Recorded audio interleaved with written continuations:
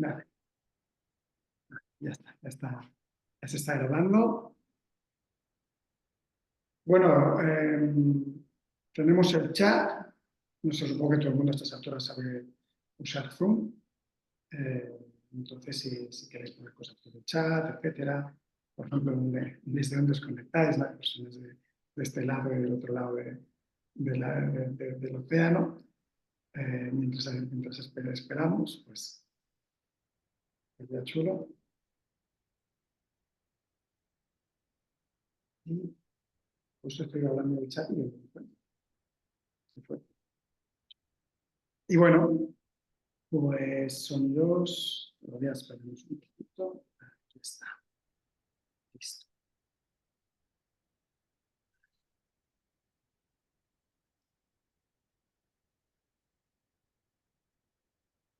Muy bien. Bueno, pues ya está. Bueno, pues ahora sí, vamos a hacer ya oficial. Bienvenidas, bienvenidas todas. Soy Víctor Massacs, soy el presidente de la Asociación Creixement Moviment, también gerente de Eco and Granollers, junto con Laura, que al final no ha podido, Laura Hernández, que al final no ha podido asistir, pues llevamos este espacio y desde el 2020 venimos haciendo pues, charlas e informaciones de círculos de diálogo y de paz con Héctor Valle, que tenemos aquí, nosotros va a ser la charla, y este año pues no va a ser menos, vamos a hacer ambas cosas, esta formación, esta charla, tenemos otra el jueves de prácticas narrativas y estamos organizando una formación también este año. Entonces, os comento el plan de hoy, que ya se mail, seguro que la mayoría habéis podido leer. La idea es que Héctor nos va a hacer ahora la charla. Luego, muy brevemente, en un par de minutitos, os haré 4 pinceladas de lo que haremos en octubre y pasaremos al turno de preguntas para quien tenga. ¿Vale? Las preguntas las hacemos en vivo. Si alguien no pueda, por la razón que sea, o le cueste, etcétera, entonces me podéis escribir en el chat. Bueno, creo que está mejor si os podéis en ese momento entrar en cámara, hacer la pregunta y ya está. La idea es que dure sobre 1 hora y media y bueno, pues, además muchas gracias por asistir. Como he dicho, os mandaremos la repetición por mail y yo ya me voy callando. Héctor, bienvenido. Muchas gracias por otra charla, otro año más. Bueno, te dejo a tu público y yo me voy silenciando. Muy bien. Por ahí parece que se escucha como un ruidito para que chequen sus micros. Eh, bueno, antes que nada, qué gusto verles, qué gusto saludar a personas que ya conozco y personas nuevas y a las que verán esto grabado también un saludo muy grande. Em, Siempre me gusta hacer esta advertencia, ¿no? Creo que lo que vengo yo a decir no es una eh, pues, em, que lo que vengo yo a decir no es una verdad absoluta, no es algo que no pueda ser inamovible, no es algo que se pueda cambiar, sino tiene que ver con un poco de reflexión, de comprender dónde están estos lugares, como hemos titulado esta conferencia, de la violencia en las comunidades y de cómo podemos en un momento dado responder a esas violencias. Creo que es bien importante darnos cuenta de que la mayor parte de nosotros y de nosotras estamos constantemente respondiendo siempre a la violencia, no somos personas que nos quedemos inactivas frente a la violencia, pero que hay que comprender un poquito más cómo surgen estas violencias, cómo se establecen y cómo podemos darle forma desde un formato, desde una perspectiva de los círculos de paz, cómo podemos enfrentar en un momento dado estas violencias que surgen en la comunidad, porque tenemos que comprender y vamos a darnos cuenta. Lo primero que empezamos a pensar cuando pensamos en comunidades, cuando empezamos a pensar en violencia en comunidades, pues es darnos cuenta de que pues darnos cuenta de que está ahí la violencia presente en todas las comunidades, de que las comunidades están enfrentándose a sí mismas y de repente es preguntarnos qué está sucediendo, ¿no? ¿Qué está sucediendo al interior de nuestras comunidades? Recuerden que hay un punto de vista, que hay puntos de vista diferentes sobre la violencia, y yo voy a utilizar un punto de vista, voy a conversar, voy a intentar tener esta conversación desde una mirada que tiene más que ver con lo social, con lo relacional, ¿sí? No tanto con los aspectos individuales, sino con los aspectos sociales y relacionales, que me parece que son puntos muy importantes que muchas veces eh, se pierden o se quedan fuera cuando estamos hablando de las violencias. Entonces, ¿cómo respondemos desde los círculos a la violencia en las comunidades? ¿Y por qué se usa esta violencia en las comunidades? Ese esquemita me gusta mucho para comprender cómo entre las personas y las comunidades hay diferentes formas de acercarnos en lo relacional. ¿Sí? Y cada una de estas formas, ¿sí?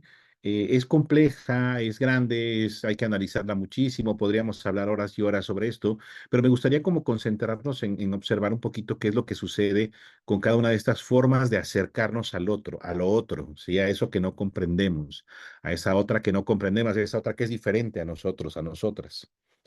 Em, la primera forma que generalmente nos acercamos es la guerra. La guerra tiene algunos implícitos como es que es un conflicto, ¿sí?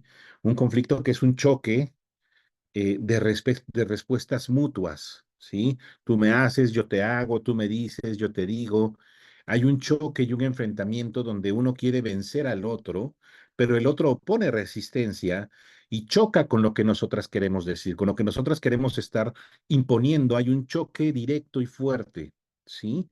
Y ese choque es como una guerra, va y viene. Por eso a las guerras les decimos conflictos armados, ¿sí? Es muy diferente un conflicto armado a una conquista, por ejemplo. En la guerra, en esta guerra hay siempre este ida y venir, este ir y venir de los actos, de las acciones, y hay incluso hasta se consideran incluso como respuestas unas de las otras y se justifican a sí mismo en esas mismas guerras. Tú me hiciste, por eso yo hice, ¿sí? Tú haces, por eso yo hago. No estamos diciendo que esto sea ni bueno ni malo, simplemente estamos describiendo lo que sucede en estos choques de poder cuando hay una guerra. En las relaciones entre personas, muchas veces nos acercamos a las personas desde la guerra, ¿sí? Por ejemplo, si no concuerdo con tu forma de ver la vida, muchas veces tenemos un choque y un choque bien sabroso, ¿verdad? Con las personas, o sea, un choque fuerte con las personas donde no coincidimos en nuestra forma de ver el mundo y entonces tú quieres convencerme de que yo vea el mundo como tú lo ves y yo quiero convencerte de que tú veas el mundo como yo lo veo. Y se dan cuenta que eso se puede convertir en una guerra, en una discusión de poder, en un choque de poder, ¿sí? Y un choque de poder que está ahí presente, ¿verdad? Que está ahí encontrándose. Siempre en las guerras va a haber una radicalización de los valores y siempre va a haber un reforzamiento de identidad. O sea, yo soy yo y yo tengo la razón y necesito convencerte de que yo tengo la razón, ¿sí? Y entonces voy a utilizar todo mi arsenal para convencerte de que yo soy quien tiene la razón y de que tú lo más probable es que estés equivocado o equivocada. Y por eso radicalizamos nuestros valores y decimos lo bueno es esto, que es lo que yo traigo. Imagínense que de repente llegara yo con una asociación de mediadores y mediadoras en España y les dijera, no, pues realmente lo que importa y lo que tenemos que hacer ahora es justicia restaurativa, ya no mediación. ¿Sí?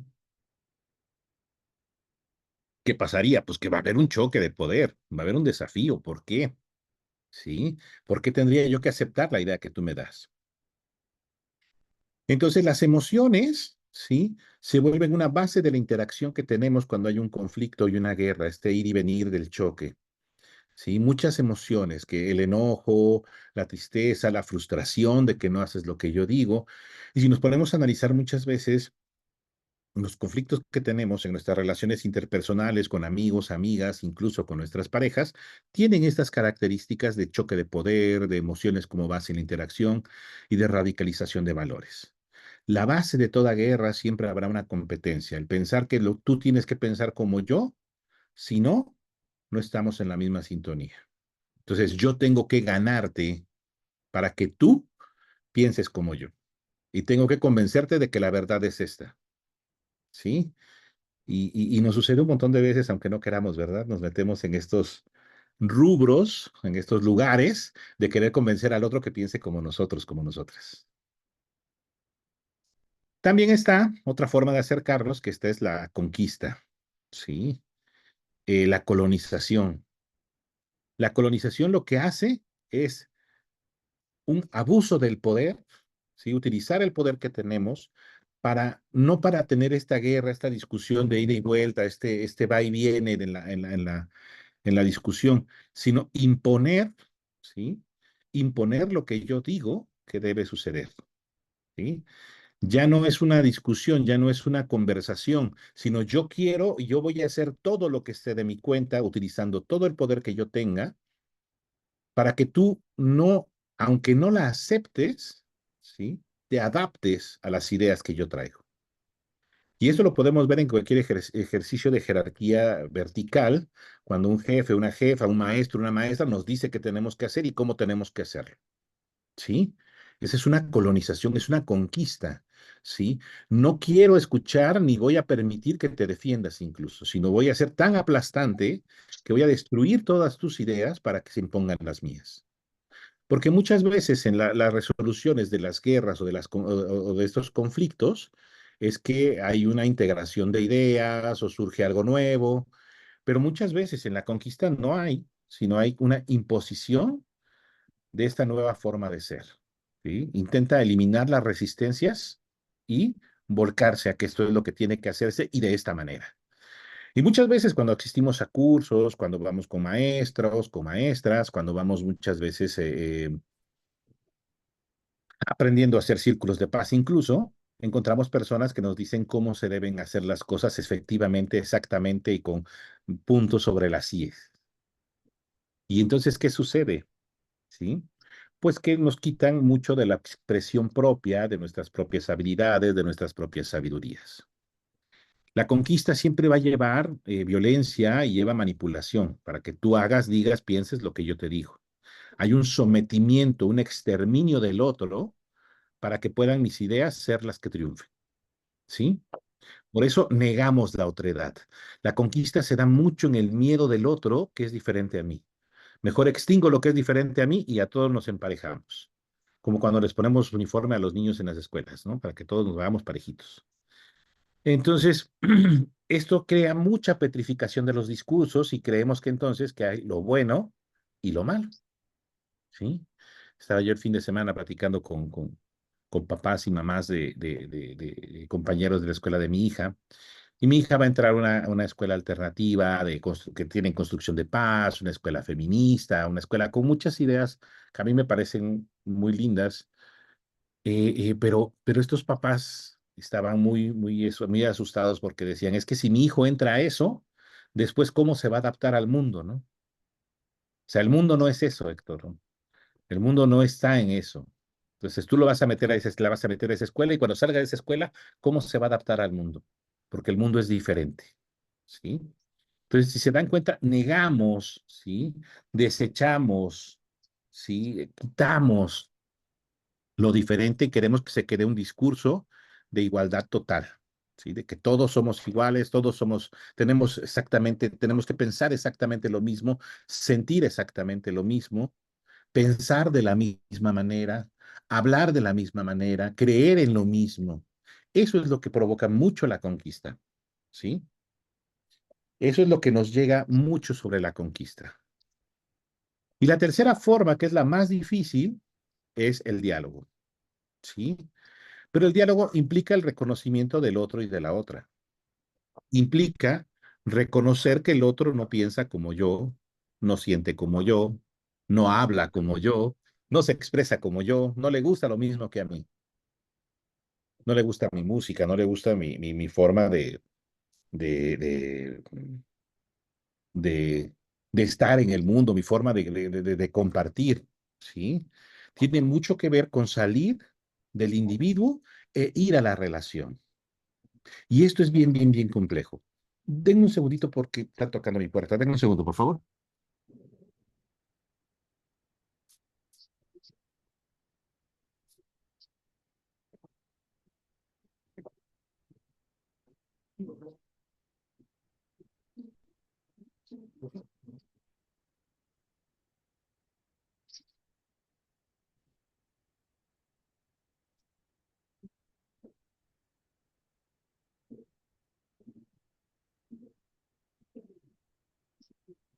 Una interrupción, disculpe. Ya regreso. Entonces, no prevista. Entonces, el diálogo tiene que ver con este reconocimiento del otro, con saber que existe el otro y que eso tiene que ver con ampliar mi territorio, con comprender que lo que sé no lo es todo. ¿Sí? Si yo acostumbro a hacer los círculos de paz de esta manera, ¿sí? No quiere decir que sea la única manera que existe de hacer círculos de paz. Si yo comprendo que la justicia restaurativa es esto, no quiere decir que es lo único que es la justicia restaurativa. Si no comprendemos el ampliar nuestro territorio en el diálogo, quiere decir que comprendemos al otro desde el mundo del otro, no desde nuestro mundo. Y eso nos permite ampliar nuestro mundo. Esto no quiere decir que podemos permitir todo o que no tenemos una posición política o ética, ¿sí? Al contrario, quiere decir que somos muy claros con lo que nosotras queremos escuchar, cómo lo podemos escuchar o cómo podemos comprender al otro. Escuchar y hablar, ¿sí? Y por lo tanto, acompañar a las personas. Y eso es un proceso que a veces se vuelve bastante difícil el poder acompañar a las personas, porque no estamos muy acostumbrados o acostumbradas a hacerlo. ¿Y por qué se da? Porque es que entonces las personas somos capaces de los más puros actos de compasión, pero también de los más puros actos de violencia, de los más puros actos de abuso. ¿Qué es lo que nos lleva, al final de cuentas, a todo esto? Una de las teorías que a mí más me gusta para comprender en la comunidad lo que sucede, la violencia en las comunidades, es precisamente la red de conexiones. Nosotras tenemos una red de conexiones, todas tenemos una red de conexiones. Amigos, amigas, familia, compañeros de trabajo, compañeras de trabajo, cuates, cuatas, lo que ustedes quieran, hay una serie de personas con las que compartimos una red de conexiones, ¿sí? Cuando conocemos una persona, conocemos su red de conexiones. Sabemos muchas veces, aunque no conozcamos a su papá, a su mamá, sabemos o tenemos una idea de cómo pueden ser porque conocemos a la persona y conocer a la persona nos permite entender también con quiénes se relaciona, ¿sí? Entonces, la red de relaciones no es solamente las personas con las que convivimos, sino también nuestra relación con los animales, con la naturaleza, con el medio ambiente, ¿sí? Y conocer a una persona es como contactar con todo eso que es importante para la persona, con sus redes de relaciones. Las individualidades, entonces, cada uno de nosotros somos un individuo, pero las individualidades en relación impactan nuestra vida. Entonces, tal vez yo puedo encontrar algo que conozco en Monse, que me parece muy interesante, que me parece muy lindo, lo aprendo y lo vuelvo parte mía. ¿Sí? Se vuelve parte de mis aprendizajes o parte de lo que yo hago o parte del discurso con el que yo quiero estar de acuerdo. Pero a lo mejor conozco algo como de parte de Sol y digo, no, con esto no estoy de acuerdo o esto lo manejo de esta manera, lo ubico en mi vida de esta otra forma. ¿Sí? La red de conexiones no quiere decir que compartimos todo con las personas, sino que nos conectamos de alguna u otra manera por ideas, por emociones, por sentimientos, por jerarquías, por cualquier cosa, establecemos una relación con estas personas. Nuestras relaciones forman entonces una red y hay hilos que se cruzan, o sea, hay veces nuestras propias relaciones se conocen entre ellos y entre ellas, pero hay veces nunca llegan a conocerse, ¿verdad? Sino simplemente cada una anda por su lado. Entonces, todas y todas tenemos una red de relaciones y pensamos que parte de la definición de quién somos tiene que ver con las relaciones que tenemos, porque ahí aprendemos muchas de nuestras formas de ser y de actuar, ¿sí? Eh, por ejemplo, si yo practico la comunicación no violenta, ¿sí? O me interesa la comunicación no violenta, yo al final de cuentas, en ese contacto relacional con mis maestros, mis maestras, mis compañeros y compañeras, voy a aprender, voy a comprender, ¿sí? ¿Qué es esa comunicación no violenta en mi vida? Y voy a aprender muy posiblemente a actuarla, a vivirla, a estar en esa relación. ¿sí? Esa es una de las cosas, por ejemplo, que hacen las relaciones. Y muchas veces, hace poco escribí en el Face y es algo que pienso mucho, que hay veces el amor propio no nos alcanza para rescatarnos de cosas que son realmente difíciles, ¿sí? De cosas muy complejas. Y voy a hablar de problemas que están en México y que posiblemente no tengan en España, pero que de alguna u otra forma podamos comprenderlo, como por ejemplo el perder los familiares de personas desaparecidas. Cuando somos familia de una persona que ha tenido una desaparición forzada, o sea, que ha sido raptada posiblemente por el narcotráfico, por alguna institución de poder, puede ser incluso el mismo ejército. eh, ¿Cómo gestionamos esa parte del amor propio si estamos en esta situación relacional? ¿Sí? Entonces, el amor propio hay veces no alcanza para salvarnos de todo. Para eso existe el amor relacional o el amor comunitario, el amor de la tribu. Cómo la tribu nos refuerza, nos rescata y nos hace crecer a otros niveles. Porque hay veces la respuesta no la voy a encontrar en mí, pero la voy a encontrar en la conversación con otra persona. Y no estoy hablando de una persona terapeuta. Hay veces las respuestas las encontramos en la conversación con un amigo, una compañera, y son conversaciones deliciosas que nos dejan mucho y que nos dejan un montón de profundidad de lo que estamos viviendo. ¿Sí? Las relaciones, entonces, son historias que compartimos con las personas y esas historias están llenas de valores. Esas historias están llenas de amor, están llenas de confianza, de esperanza, están llenas de valores y eso nos va construyendo también. Em, Nos construimos entonces, parte de lo que somos tiene que ver con la red de relaciones que tenemos, con la red de conexiones que tenemos. Hay una influencia mutua, esta circularidad en lo relacional, donde yo aprendo cosas de ti, tú aprendes cosas de mí y nos contagiamos mutuamente, tenemos aprendizajes compartidos, la misma historia la podemos contar desde lugares diferentes que nos la hemos vivido con un amigo, una amiga o con la familia y puede significar cosas diferentes para cada una, pero el hecho de haberla compartido nos hace tener como un vínculo especial y diferente con esas personas, ¿sí? Los sueños, las esperanzas, las fortalezas, incluso el sentido de vida, tienen que ver con cómo nos influenciamos mutuamente. Yo muchas veces encuentro ese sentido de vida en la conversación con otra persona. Entonces, una red de conexiones profunda crea significados profundas. La idea es que en todas las comunidades donde nosotras estamos presentes, estamos construyendo una red de conexiones. ¿Qué pasa entonces cuando estas relaciones nos desconectamos de estas conexiones, nos desconectamos de estas relaciones, cuando estas relaciones, por cualquier situación, puede ser un trauma, puede ser un acto violento, puede ser una complejidad hacia dentro de la misma comunidad, se crea este dolor, se crea una abertura, una fractura. Las relaciones siempre estarán llenas de amor y de dolor, porque las relaciones, desafortunadamente, tenemos expectativas puestas sobre la relación.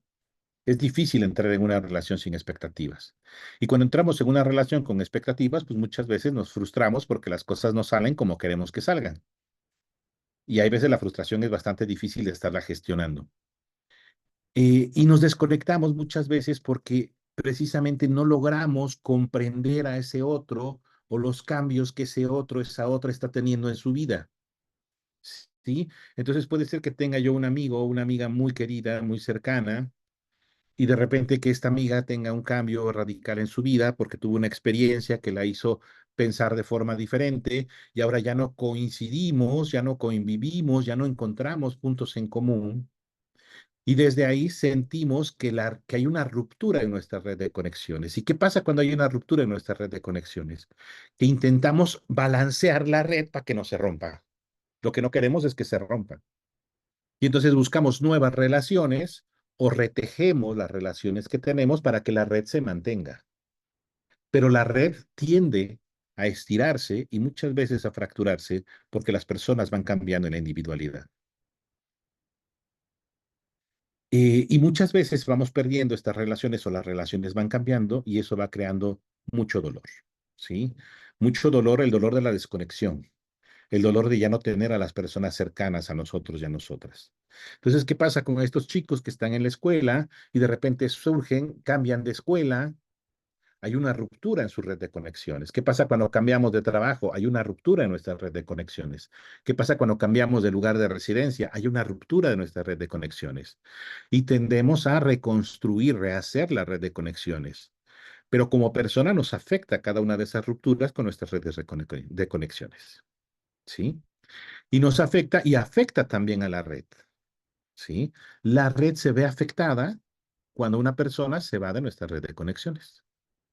Por eso las comunidades tienden mucho a unirse y a tener sentidos muy fuertes, pero si se dan cuenta, con el paso del tiempo se van desgastando, ¿sí? Se van desgastando y se van separando, se van haciendo como más amplias hasta que llega el momento en que prácticamente se fracturan. Cuando nos desconectamos de la red hay un profundo sentido de injusticia, ¿sí? Sentimos que no es justo que la red se haya roto, sentimos que no es justo que las personas se hayan ido. Nos cuesta más trabajo encontrarle sentido y propósito a las cosas, ¿sí? Porque hay una sensación de soledad. Y la soledad es uno de los males contemporáneos más fuertes que existe, ¿sí? La sensación de soledad. Y la sensación de soledad es porque tenemos rota esa red de relaciones. Sentimos que somos aisladas, ¿sí? O incluso que somos rechazadas por esta red que era la que me apoyaba y ahora me siento aislado, aislada. Lo que intentamos entonces es crear nuevas redes relacionales. En las personas adolescentes se ha visto que las personas que rompen sus redes relacionales muchas veces tienden a reconectarse con conductas disruptivas, con personas con conductas disruptivas, ¿sí? Porque no está la red original de apoyo, entonces sin esta red original de apoyo que me sostenía, ahora tejo una red desde conductas disruptivas, esto que llamamos crimen, que llamamos delitos, que llamamos faltas, ¿sí? Porque esas rupturas, que es un reflejo de la ruptura que estoy viviendo en mi comunidad, el reflejo de la ruptura que estoy viviendo en la comunidad es la conducta que estoy teniendo hacia el mismo regreso de la comunidad. Cuando me siento rechazado o rechazada por esa comunidad, evidentemente reacciono ante esa comunidad. Y muchas veces mi reacción es disruptiva, es dura, es confrontativa, porque no quiero, no entiendo, no puedo, no alcanzo a ver otra posibilidad. Si la siento que la tribu me abandona, yo abandono la tribu. Y ese proceso es complejo. Y no estoy diciendo que no deba suceder. Muchas veces tenemos que abandonar las tribus, no podemos quedarnos en las tribus toda la vida, ¿verdad? Pero es la manera en que ocurre ese abandono, esa forma. Está habiendo interacción de chicos y chicas y de repente cómo sacan los mismos grupos de niños y de niñas, no sé si les ha tocado ver que de repente aíslan a ciertos chicos y ciertas chicas en las escuelas. Y esto ocurre en el barrio, y esto ocurre en la escuela de natación, y esto ocurre en todos los lugares donde vamos viendo. Y entonces, ¿qué está pasando con este chico y esta chica? Bueno, pues simplemente no está teniendo una conexión y puede buscarla por otro lado, pero no es garantía de que siempre la vaya a encontrar. Las personas se desconectan y generalmente están saturadas de emociones y de sensaciones, ¿sí? Una desconexión siempre conlleva una carga emocional muy, muy fuerte, el sentir que nos desconectamos. Es muy difícil procesar la experiencia de la desconexión, ¿sí? Es muy difícil. De hecho, ni siquiera hablamos del duelo entre amigos y amigas, ¿se han dado cuenta? ¿Y a poco no hay duelo entre amigos y amigas? Cuando se te va una gran amiga, cuando se te va un gran amigo, ¿a poco no hay un duelo? Y un duelo muy profundo. Pero es un duelo del que no hablamos, ¿verdad? No hablamos de que mi amiga tiene pareja y se fue, o no hablamos de que mi amigo tiene un nuevo trabajo y ya no está en la ciudad, y esos miércoles que salíamos al cine o que salíamos a tomar café, ya no están presentes. Y entonces es esta desconexión. Muchas veces las personas alejamos a las personas como una forma de protección para que cuando se rompa la red no duela tanto. Y creo que ahí hay muchas personas que hacemos esto, ¿verdad? Como que una forma de autocuidado, que no es autocuidado, rechazamos a las personas, nos aislamos, nos sentimos cómodos, cómodas ahí una persona nada más con la que tenemos contacto con el mundo. El problema de desconectarnos con las personas es que hay per se una desconexión con nosotras mismas. Por ejemplo, a mí me gusta mucho tocar la guitarra y cantar. No, es algo que disfruto mucho hacer. Pero cuando tengo esta desconexión con un grupo de amigos con quien yo solía tocar la guitarra y cantar, con esa desconexión se va también mi tocar la guitarra y cantar. Y de repente me descubro a mí mismo sin el grupo de amigos con el que tocaba la guitarra y cantaba, pero también sin tocar la guitarra. Y me preguntaba un día mi pareja, dice, oye, ¿y por qué ya no cantas en el coche, no? Antes cantabas en el coche y eso te hacía muy feliz. Pues que era como una forma de haberme desconectado de esta red que era una red fabulosa y haberlo asociado con el desconectarme de cantar. A ver, lo canto bonito, pero canto con mucho sentimiento y lo disfruto mucho. Entonces, ¿cómo nos desconecta incluso de cosas con nosotras mismas el hecho de desconectarnos de las personas? La violencia dentro de una comunidad crea estas desconexiones hacia el interior. ¿Y por qué se crea esa violencia? Porque sentimos que la persona es diferente, que tiene valores diferentes, que no pertenece al grupo, y porque la sociedad está basada en el individualismo. Y esto es un grave problema, ¿sí? Tenemos una sociedad basada en el individualismo. Em, el individualismo nos va a llevar a la fractura de relaciones. ¿Por qué? Porque el individualismo es este pensamiento de que yo soy más importante que todo lo demás. Y tenemos que tener mucho cuidado con este pensamiento. Porque así como puede ser un pensamiento provechoso para salir de una situación difícil, de una situación de dolor, poder dar el paso para salir de ahí, y puede ser muy provechoso, también puede ser una forma de anteponerme ante las relaciones y por lo tanto romper mis relaciones con las personas.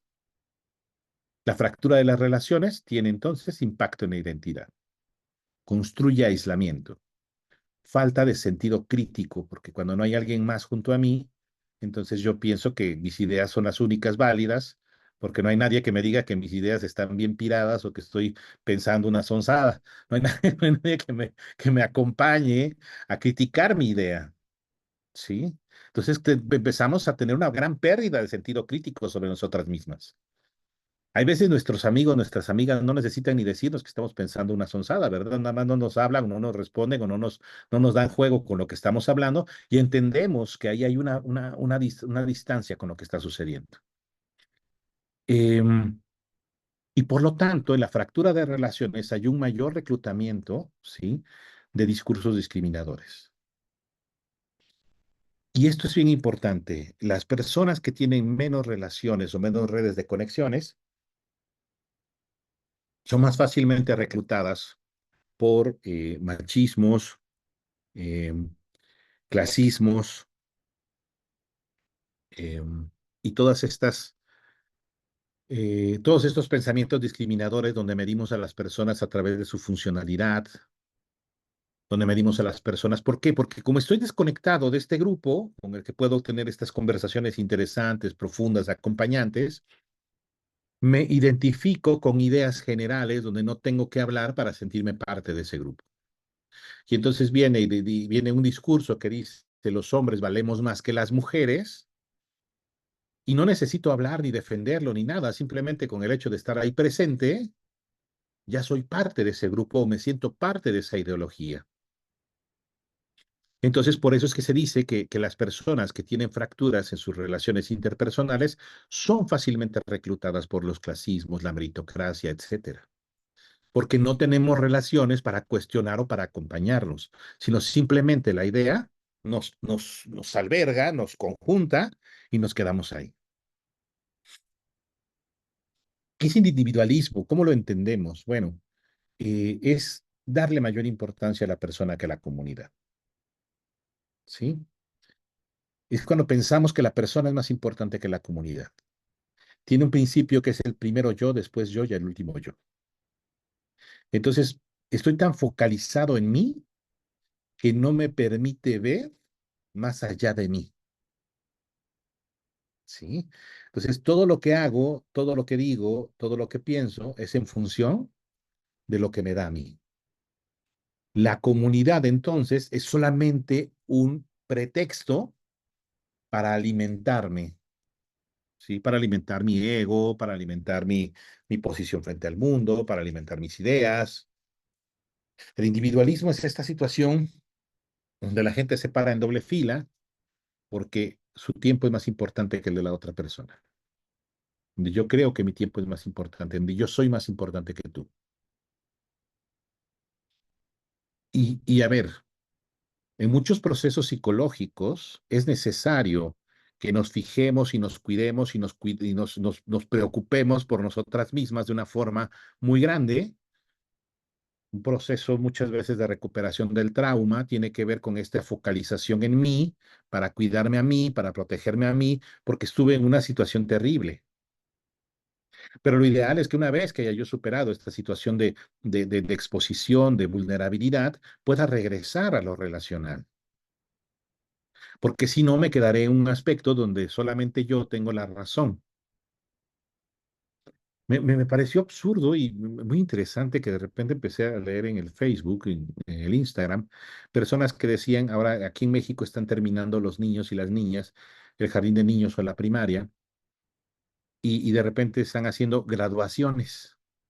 Ya los niños los visten con un birrete y hacen fiesta y hacen una comida y bueno, pretexto para hacer pachanga, ¿no? Yo más que nada lo veo así. Eh, y de repente salen personas de, no, no se están graduando de nada, ¿no? Una graduación, eso no puede ser una graduación. ¿Tiene sentido el meternos en esta situación de si un niño termina el jardín de infantes, es una graduación o no? Pero de repente, ¿cómo es este individualismo de decir, no, yo tengo la razón, no se están graduando de nada, dejen sus fiestas, no han hecho absolutamente nada a los niños, que se gradúen que tengan fiestas de graduación cuando terminen la carrera, ¿no? La licenciatura. Y de repente me quedé leyendo estos posts y dije, bueno, ¿por qué debería ser de una forma o de otra? ¿Por qué nos tenemos que ir hacia la exclusión del otro? ¿Se dan cuenta? O sea, parecía que estamos como, como excluyendo aquello que no está de acuerdo con nosotros. Y eso se acuerdan en las primeras formas que estábamos viendo de interrelación, pues eso tiene que ver con la colonización. Yo quiero que tú pienses como yo. Y eso impide que el otro exista y eso impide las relaciones. Mucho el individualismo se da en el mito del elegido. ¿Sí? El mito del elegido es que muchas culturas, muchas religiones tienen al elegido, ¿verdad? Esa persona que ha vivido y que solo, sola, es el elegido y va a llegar a crear, construir grandes cambios, ¿sí? En México lo hemos visto nosotros a nivel de política, que muchas veces en lugar de darnos cuenta que el cambio de un país tiene que ver con el cambio de la comunidad, de la sociedad, de las estructuras sociales, se lo depositamos todo a una persona, ¿no? Esta persona cuando llegue al poder cambiará todo. Y no, no va a pasar. ¿Por qué? Porque no se puede. No existe. El mito del elegido no existe tal cual, ¿no? O sea, no es que yo sea el elegido por las fuerzas del círculo de paz para enseñar círculos de paz. No, no soy elegido. Pero muchas veces queremos medir nuestra vida o sentimos la necesidad de ser los y las elegidas. Yo nací para esto. Esto me da sentido en mi vida. Qué bueno, pero eso no quiere decir que seamos elegidos o elegidas. Porque el mito del elegido nos lleva a que si yo soy el elegido, pues todos los demás no lo son. Por lo tanto, yo tengo más valor que los y las demás. Y el elegido se vuelve un arquetipo, ¿verdad? Y ahí tenemos a Luke Skywalker, a Capitán América, a Tony Stark. Todas las películas casi de estos superhéroes se basan en el mito del elegido, ¿no? Aquel que es elegido por todas las personas o que tiene un valor más allá de las personas y por lo tanto alumbra más, brilla más. Sí me decían que había gente que de plano había entrado en depresión cuando murió Tony Stark porque había muerto el elegido, ¿no? Y es el mito de Jesús, es el mito de Ra, es todos estos mitos que tenemos ahí. No estoy hablando de las religiones, sino del mito del elegido. Entonces, me parecía fantástico. Estaba leyendo una investigación donde dice que 8 de cada 10 padres piensan que sus hijos son más inteligentes que el promedio de los niños. 8 de cada 10. 4 de cada 10 niños son más inteligentes que el promedio. O sea, hay 4 papás que están ahí confundidos, queriendo que sus hijos sean los elegidos. Porque pensamos que en el individualismo, tú como persona vales más entre más haces. Y entonces yo me rompo el hocico trabajando horas extra para tener más valor en aquello que yo hago. Y pienso que mi valor viene desde ahí. Entonces, en el individualismo, el valor de la persona es intrínseco, ¿vale? Valgo por lo que yo hago, por lo que yo digo, por lo que yo soy. Entonces, tengo un gran esfuerzo por ser, para valer. Para que yo valga, hago más, ¿no? Y más, y más, y más, y más. Y en el individualismo, el gran problema es que no importan los medios, sino los objetivos. No importa el medio, importa el objetivo. Si yo necesito llegar a hacer esto, no importa el medio a través del cual yo llegue a hacerlo. Sí, importa el objetivo. Entonces las personas, las relaciones se vuelven utilitarias. No sé cómo esté la situación por allá en España, y aquí mis compañeras que están de México me podrán entender, pero muchas veces utilizamos las relaciones como escalones para ir más allá, ¿sí? Y no las relaciones como vínculos. Incluso me tocó escuchar una charla de unos padres de familia que decían, voy a meter a mi hijo a la escuela fulana porque ahí estudian la mayoría de los hijos de los empresarios y quiero que mi hijo tenga esas relaciones. O sea, todavía ni siquiera tiene edad para decidir cuáles van a ser sus relaciones, su ideología, su carácter político, y ya le estamos dando que queremos que se lleve con personas, con pura gente que habla inglés, ¿no? Bueno, que el inglés es un plus o cómo está este rollo, ¿no? Entonces, el individualismo hay una deslegitimación de los contextos muy, muy grande. ¿Sí? Deslegitimamos los contextos desde el individualismo, porque somos, como somos únicas personas, somos únicos, somos inmejorables, somos los mejores, somos los elegidos, vamos a deslegitimar el esfuerzo de la otra persona. Pues no importa lo que se esfuerce Chuchito, que se esfuerce Pedrito, ni tampoco puedo comprender que una persona en México tiene que hacer menos esfuerzo que una persona en Guatemala. Ni tampoco puedo entender que una persona en Belice tiene que hacer más esfuerzo que una persona en Guatemala. Y que una persona posiblemente, dependiendo de la región de Latinoamérica, tenga que hacer esfuerzos dobles o triples por acceder a una formación, ¿sí? O por acceder a un viaje. Y eso es muy interesante. Entonces, hay una deslegitimación de contextos, ¿sí? No comprendemos los contextos de las personas, sino simplemente decimos, bueno, es que el pobre es pobre porque quiere, ¿no? Ahí surgen estas frases. El pobre es pobre porque quiere, no le echaste suficientes ganas. El problema también mucho esto viene es que nos convierte en, am, nos brinda defectos, nos pone defectos que no tenemos. Si no eres rico a los 40 es porque no le echaste suficientes ganas, ¿no? Y ahí tengo un montón de pacientes de repente que llegan a los 40 años o de compañeros y compañeras que llegan a los 40 años deprimidos porque no han logrado ser millonarios, ¿no? Y entonces, ¿qué van a hacer el resto de su vida? Porque el plan era retirarse a los 40, 45 años ya con un montón de dinero y vivir de sus rentas. Y ahora resulta que pues no falló el plan, ¿no? Todo lo que les dijo todo lo que habían pensado que podían hacer falló. ¿Y ahora qué hacemos? Sí. Ahora, ¿cómo me presento ante el mundo cuando no logré lo que quería? Pero entonces no pensamos que hay una serie de circunstancias estructurales y sociales que impiden que yo logre hacer esto, sino pensamos que yo estoy defectuoso. No le eché suficientes ganas. Como la persona deprimida que pensamos que no le echa las suficientes ganas para salir de su depresión. O la persona ansiosa que le falta fortaleza de carácter para salir de su ansiedad. ¿Sí? Ese es el gran problema que tenemos con el individualismo y que nos va comiendo. Pero entonces, ¿cómo podemos responder desde los círculos? Los círculos, fíjense, se llaman círculos de paz. ¿Sí? Los círculos de paz son estructuras, ¿sí? Que nos ayudan a construir diálogos. O sea, lo más importante de un círculo es que construye diálogos. Lo importante del círculo no es el resultado que tenemos o que logramos, sino es el diálogo que construye alrededor de ese resultado que podemos lograr. Porque si recuerdan lo que veíamos hace ratito, el diálogo, ¿sí? Es una de las formas de acercarnos a las personas y de convivir con la persona, ¿sí? Y de estar con las personas. Entonces, construimos los diálogos que serán imperfectos, porque la paz será imperfecta, porque la guerra es imperfecta, porque la violencia es imperfecta. Entonces, construiremos estas narrativas de paz, ¿sí? Estos discursos de paz, estas palabras de paz en un círculo, ¿sí? ¿A través de qué? De la compasión, de la contribución y de la cooperación.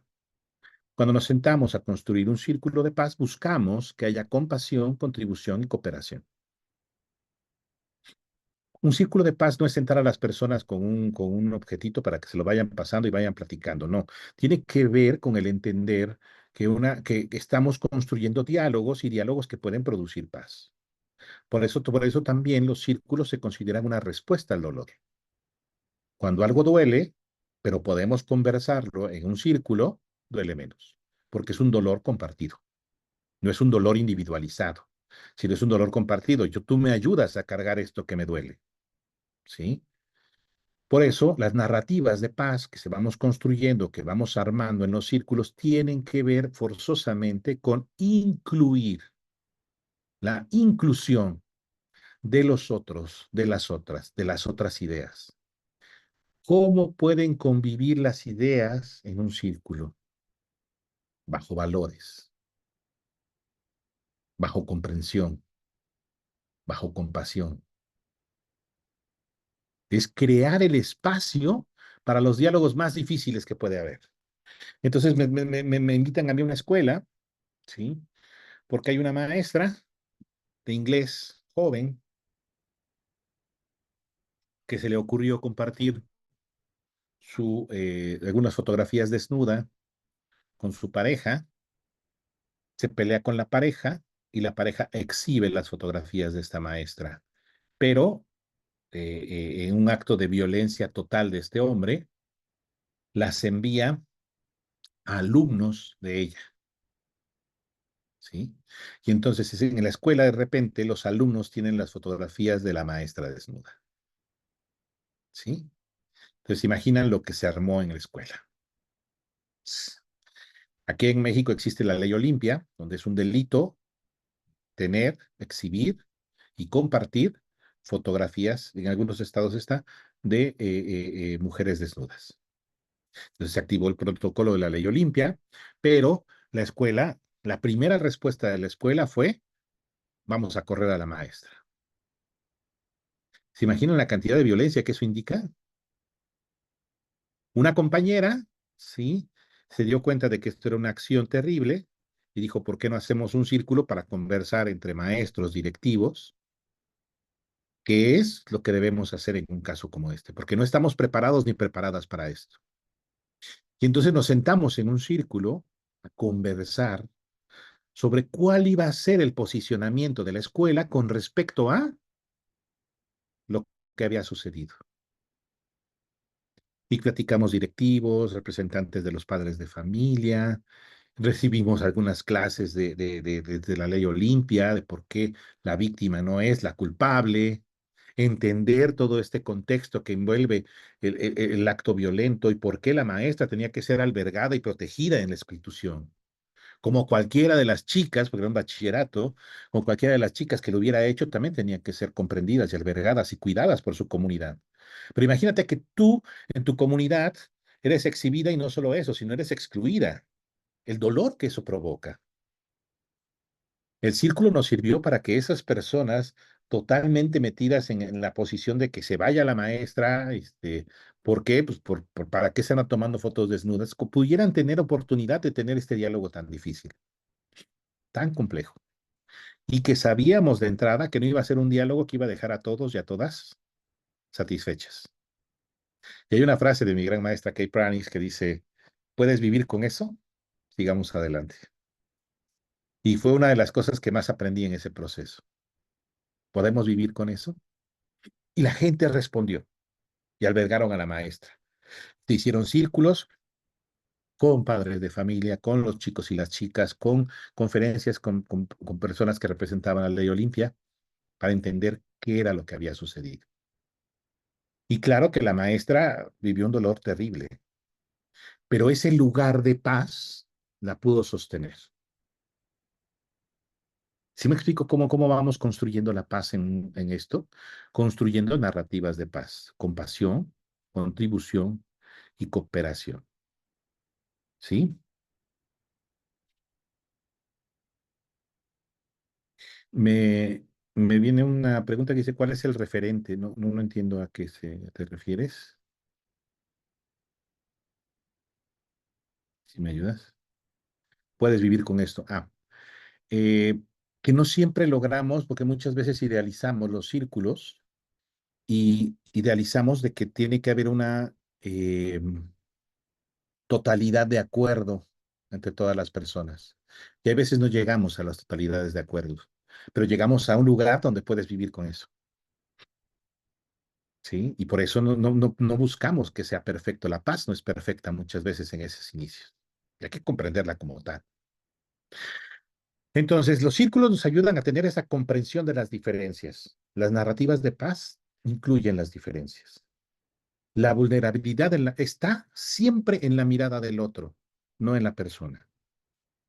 Yo no soy vulnerable, ¿sí? En mi forma de actuar, en comprender, de estar en el mundo. ¿Sí? Pero la mirada del otro me hace vulnerable cuando espera de mí cosas que yo no puedo hacer. Persona en silla de ruedas no es que tenga una vulnerabilidad per se, es que el mundo no está diseñado para estas personas, ¿sí? Es que el mundo no está diseñado para estas personas. Por eso son vulnerables. Pero si nosotros tuviéramos una ciudad llena de rampas, llena de pequeños elevadores, respetáramos las leyes de tránsito, una persona en silla de ruedas no tendría por qué ser vulnerable. La vulnerabilidad muchas veces está en los ojos de quienes miramos, no en las personas. La resistencia a la sociedad paliativa de la que nos habló Byung-Chul Han, resistimos a la sociedad paliativa con los círculos de paz porque no damos largas al dolor, sino realmente nos atrevemos a sentarnos a hablar de muchas veces de cosas que duelen, ¿sí? Y por lo tanto, tendemos a hacer un tejido de valores. Y eso es bien importante. En los círculos de paz, tejemos valores. Los valores no son solamente cosas que están ahí puestas y a ver si suceden, sino los tejemos unos con otros para crear valores o para crear redes de valores que sustenten las relaciones. Entonces, yo sé que soy honesto, pero también soy compasivo. Yo sé que puedo ser compasivo, pero también puedo ser, y también al mismo tiempo soy empático, y la empatía y la compasión se combinan muy bien. O puede ser que también intente ser honesto, ¿sí?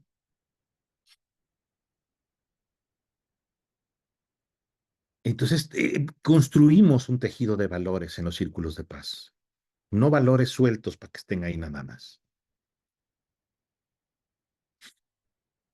En las narrativas de paz, entonces, comprendemos que la paz no es única, ¿sí? De pensar de la paz única pasamos a pensar en las paces. Cada sociedad, cada grupo tendrá diferentes formas de entender la paz. No existe, y es posible que nunca exista, la paz total y absoluta, pero sí atender estas paces diferentes. Entonces, cuando hablamos en un círculo, las personas no todas necesitamos lo mismo o entenderlo de la misma manera o que sea explicado de la misma manera, sino necesitamos en los círculos que se rescaten nuestras sabidurías personales. Un círculo que no rescata las sabidurías personales no es un círculo de diálogo. Se convierte en un círculo más hacia la colonización. No es lo mismo pensarle a una persona que preguntarle a una persona qué pasó que preguntarle cómo has vivido lo ocurrido. Hay una diferencia enorme. No es lo mismo preguntarle a una persona cómo te sentiste que preguntarle qué le abre las puertas a a la emoción en tu vida. Entonces, la construcción de los círculos sí tiene que ver con que construimos desde la paz, desde construir narrativas de paz. Los cuidados, por ejemplo, como base de las relaciones. ¿Qué pasaría si la base de nuestras relaciones no fuera lo emocional, sino fuera el cuidar al otro? ¿Qué pasaría si cualquier relación que establezcamos, ya sea de pareja, de amigos, amigas, compañeros, compañeras, tuviera como su base el cuidado del otro? No es una solución, ¿eh? Ojo, es una idea, pero me parece que es una idea irreverente con lo que la mayor parte de las veces hacemos. Eh, Nadie permanece inmóvil entonces entre el abuso y la violencia. Todos y todas estamos respondiendo constantemente y esas respuestas son las que construyen la cultura de paz. Eh, Muchas veces pensamos que estuviéramos inmóviles ante la violencia, ante el abuso, y muchas veces la inmovilidad es una forma incluso de responder. Tenemos que darnos cuenta que esa inmovilidad, esa no respuesta, muchas veces está cuidando más que el hecho de tener una respuesta desde otro lugar. Por lo tanto, toda la paz es multihistoriada, hay muchas historias en la paz. Por ejemplo, a mí no me gusta que siempre que de repente decimos, es que tenemos que empezar por la paz interior para que después vaya hacia la paz exterior y construyamos relaciones de paz. Les digo, mira, o sea, la paz interior me parece genial y qué bueno que la tengas, qué bueno que puedas aspirar a ella, pero también es estructural. Si vives en un barrio pobre en la ciudad de Oaxaca, donde ganas 20 pesos, 1 euro al día por un trabajo doméstico, pues está muy cabrón que llegues a tener paz interior.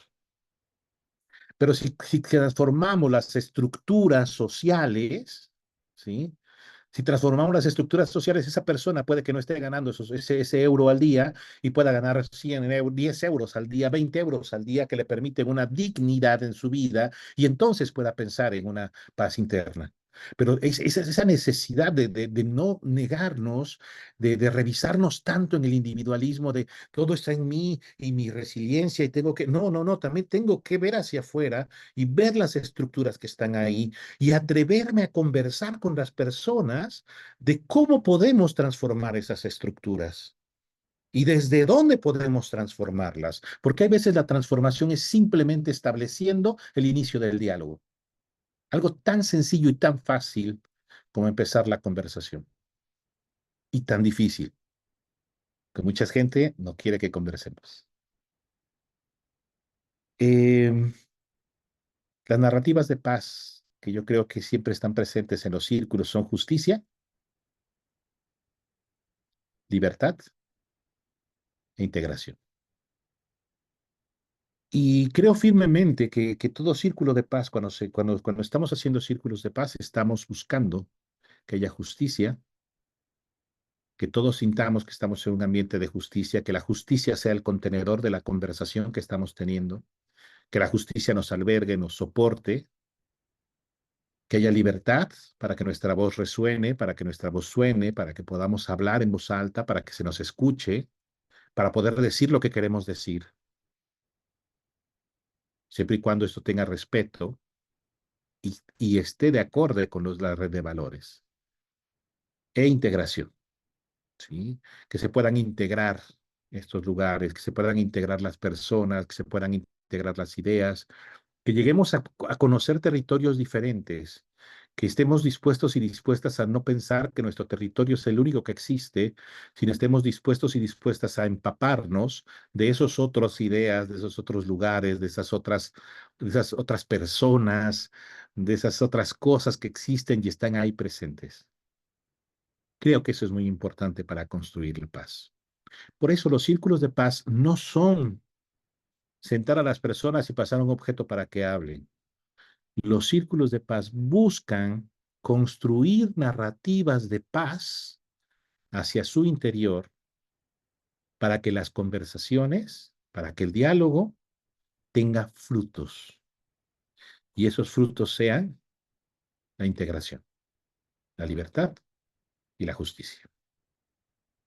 Si llevamos esto a las escuelas, si llevamos esto a los trabajos, si llevamos esto en México he tenido la oportunidad incluso de estar trabajando con autogobiernos, que son comunidades que sacan a los partidos políticos de su comunidad y dicen, ¿y ahora cómo nos organizamos? Y he tenido el honor de que me hayan permitido acompañarles con círculos de paz para que se organicen los sistemas de gobierno, para que se vea si es posible cambiar estructuras.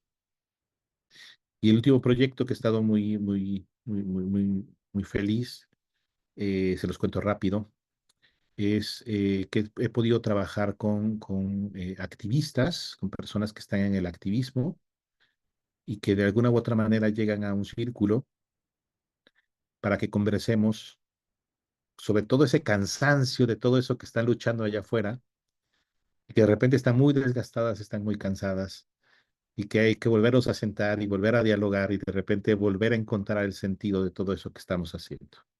Porque para que las comunidades siempre se irán desgastando. Para responder a ese desgaste de la comunidad, hay que volver a tejer el diálogo, hay que volver a hablar, hay que volver a conversar. Y qué mejor que sea en un espacio seguro, con una estructura que nos permita entendernos mejor. Y pues me gustaría escuchar si hay preguntas, dudas, comentarios, sugerencias, mentadas o algo por el estilo.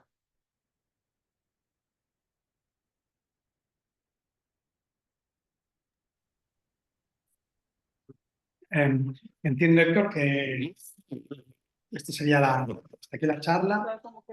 Entonces, Como unas preguntillas antes de, no sé si haya preguntas, digo, como dejé como un sí, espacio para preguntas y respuestas, no sé si.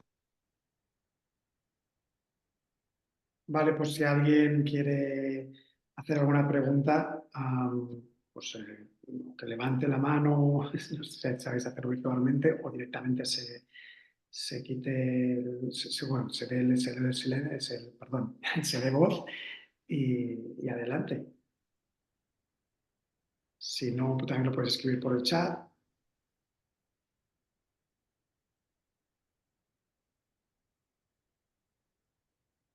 Bueno, parece que de momento no hay nadie. Entonces, si te parece, explico un poquito el tema de la formación y así si nos damos unos minutitos, dos, tres, para ver si surge alguna preguntita.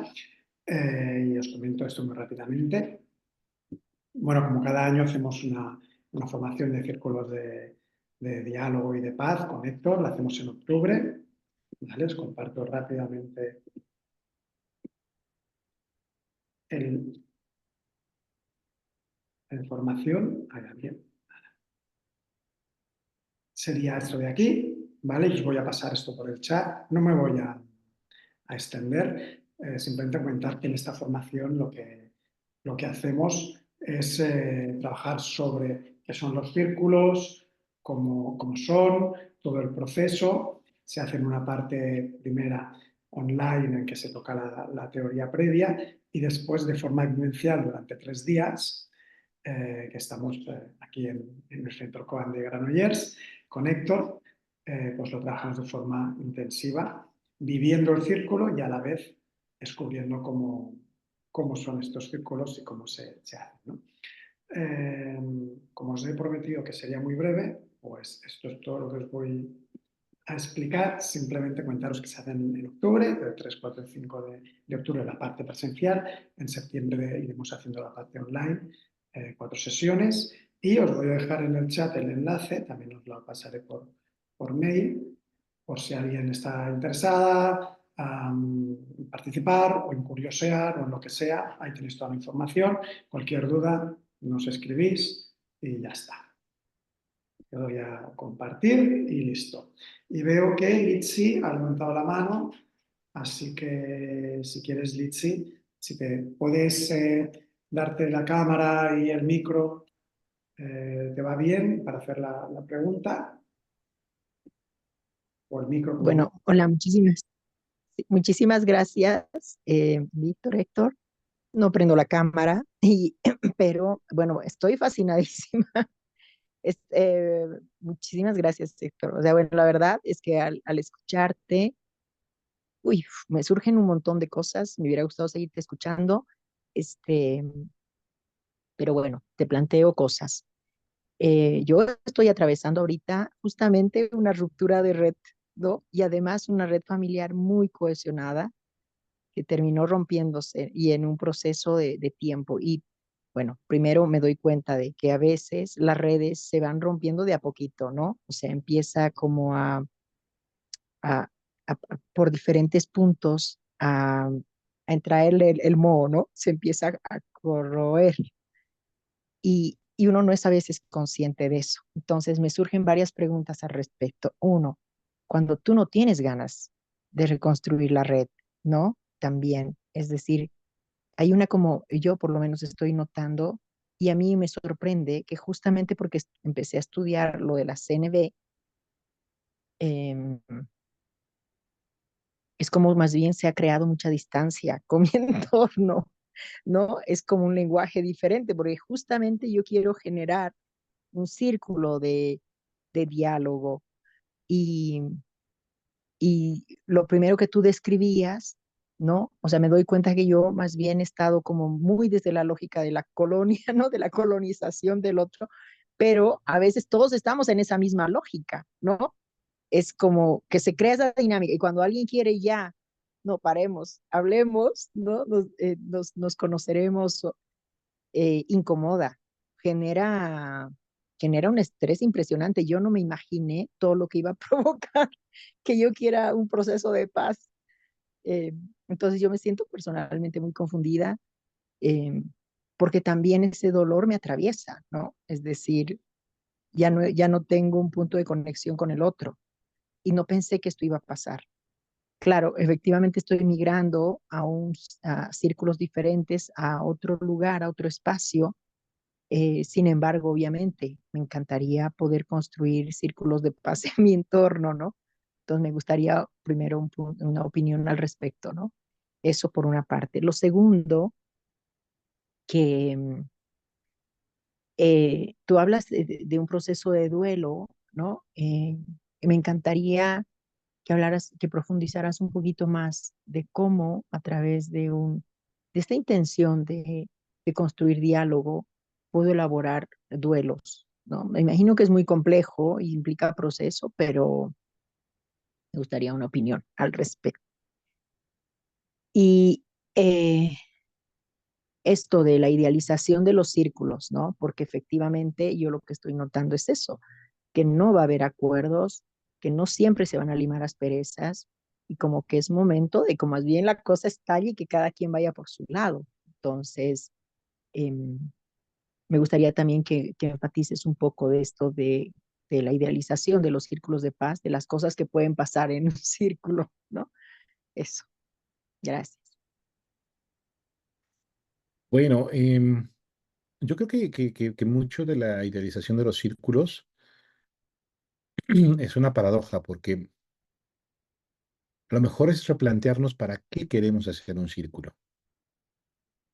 Por ejemplo, me ha tocado hacer círculos de despedida en redes por ejemplo, hace poco tuve un proceso con una familia donde vino el papá, vino el hermano mayor, que está en Estados Unidos viviendo de migrantes, y vienen a ver a la familia, ¿sí? Pero ya no van a regresar, ¿no? O sea, ellos están conscientes de que se regresan a Estados Unidos, van a buscar su ciudadanía ahí y ya no van a regresar al pueblo nunca más. Y entonces la familia se está fracturando y se va a fracturar y es algo que se va a acabar. Pero entonces ellos estaban muy metidos en un inicio con el cómo mantener la relación. Pero cuando nos sentamos a conversar, y en estas primeras, acuérdense que los círculos llevan unas reuniones individuales para saber hacia dónde va el círculo. Y en esas reuniones individuales, cuando nos sentamos a conversar, nos dimos cuenta de que realmente no querían continuar la relación, que había sido suficiente, que la señora aquí quería rehacer su vida con otra persona, que él allá quería rehacer su vida con otra persona, que los hijos no tenían inconvenientes. Y entonces hicimos un círculo para conversar ¿cómo nos podemos ir de la mejor manera? ¿Cómo nos vamos acompañándonos? ¿Cómo nos quedamos en estas historias que somos ahora las historias y ya no somos ahora las interacciones, sino somos las historias? ¿Y cómo vamos a vivir, persistir, sobrevivir en esas historias? Y fue un círculo muy, muy, muy, muy bonito, de mucha honestidad, ¿sí? Porque al final de cuentas ella le decía, ¿no? Yo no quiero que pienses que yo te voy a estar esperando, yo no te voy a esperar. Tú te vas y ya te fuiste, yo no te voy a estar esperando. Pero eso no quiere decir que no te quiera y que no te haya querido y que hayamos formado una familia hermosa, ¿no? Pero es hora de que te lo diga, ¿no? Es hora de que te diga que ya no hay más, que ya el corazón no produce más, ¿no? Y entonces él le decía, sí, lo entiendo y qué bueno que me lo dices, ¿no? Porque también para mí de repente ya es pesado hablarte los jueves, ¿no? Ya es pesado tener que llamarte y mandarte mensaje. Y entonces, de repente a veces hay que plantearnos muy claramente para qué quiero hacer un círculo. ¿Es para retomar para volver a construir el vínculo? ¿O es para terminar el vínculo? ¿O es para ponerlo en pausa? ¿O es para comprender las diferencias? ¿O, o qué buscamos? ¿O realmente necesitamos llegar a acuerdos? O a lo mejor no necesitamos llegar a acuerdos, simplemente es abrir el diálogo. Simplemente es empezar a tejer algo desde donde no había algo. ¿Sí? Entonces, a veces el círculo es eso, empezar a tejer algo. Un día me habla una persona que tiene 6 hermanos y dice es que ya de los hermanos no nos hablamos. Y creo que un círculo puede ser una opción. Lo hicimos, empezamos la conversación y después de más o menos unas 7 sesiones, dijeron, queremos continuar solos a ver si sale, ¿no? Sale, yo me retiro. Se quedaron ellos conversando solos como hermanos. Se pelearon, se bronquearon. Al año y medio me volvieron a escribir. Y ¿sabes qué? Necesitamos círculo porque ya nos volvimos a bronquear y necesitamos otra vez. Y órale.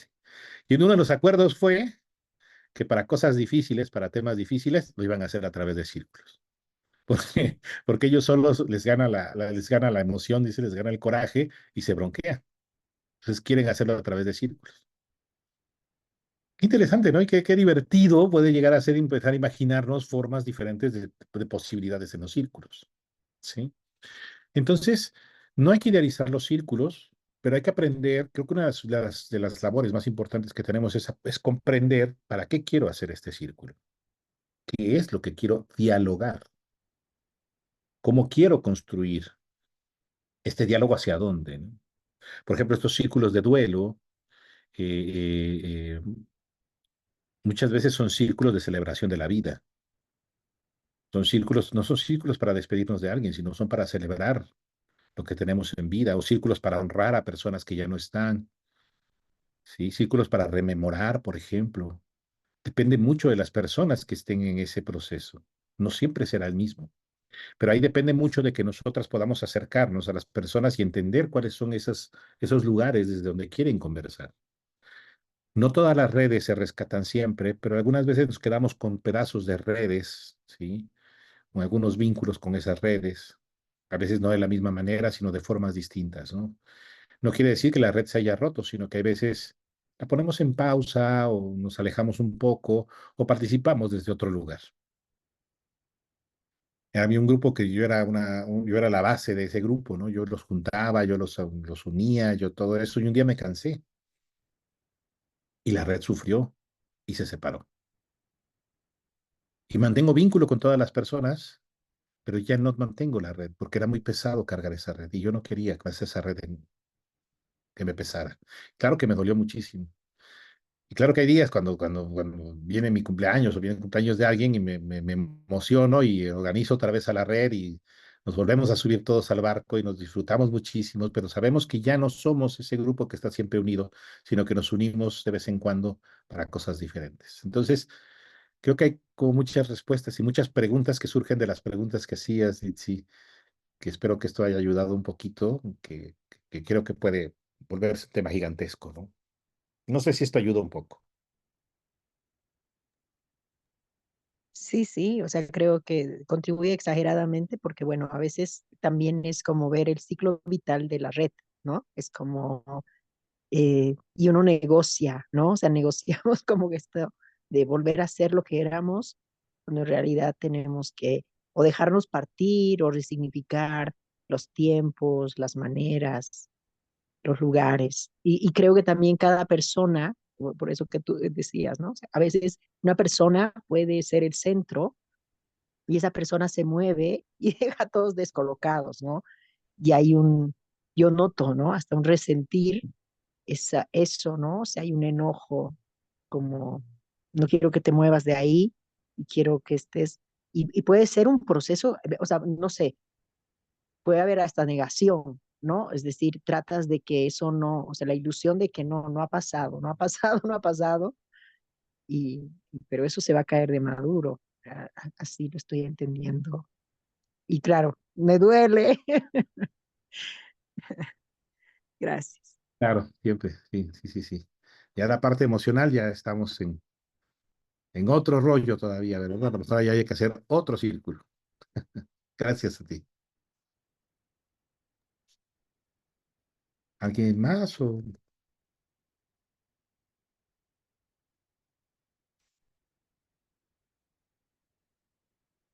Bueno, pues si no hay más preguntas, pues muchas gracias por haber asistido. Espero que lo hayáis disfrutado. Comentar si tenéis inquietud, interés, os he mandado el enlace, lo voy a poner, miráis, nos contactáis, etcétera. Y el jueves tendremos otra charla, en este caso de narrativas y violencia, que será un poquito, bueno, no tan diferente de lo de hoy. Y estáis todas invitadas a las 7, el mismo enlace, mandaremos un recordatorio igualmente. Y nada más. Gracias, Héctor. ¿Y si te parece despedir tú? Pues muchísimas gracias a todos y a todas y espero que nos veamos muy pronto en algún otro contexto, en algún otro lugar y que nos podamos dar un abrazo, tomar un café, una caña y platicar muchísimo. Abrazos para todos y todas.